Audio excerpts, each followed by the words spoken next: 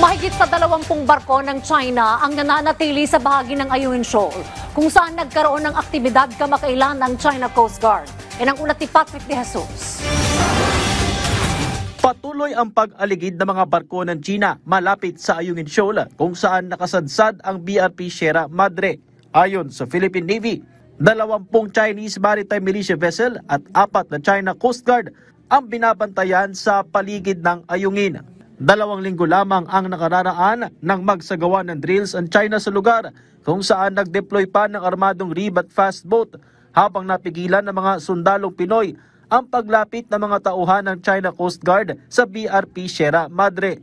Wala naman ng ganitong aktibidad na isinagawang muli matapos ang nasabing insidente. Iginiit ng Philippine Navy na hindi ang Pilipinas ang nag-uudyok ng gulo sa West Philippine Sea, at ang mga ginagawang hakbang ay para depensahan ang karapatan at soberanya ng bansa.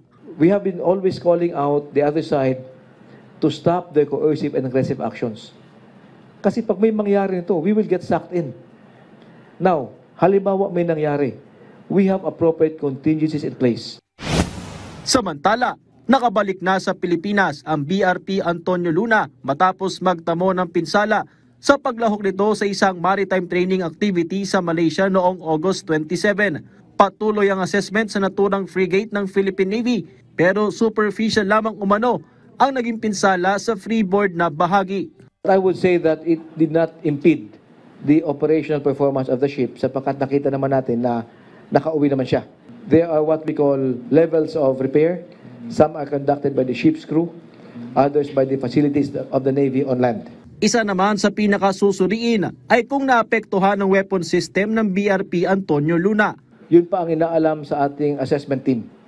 And hindi pa naman tapos kasi it will be a thorough assessment to be conducted. Patrick De Jesus para sa Pambansang TV sa Bagong Pilipinas.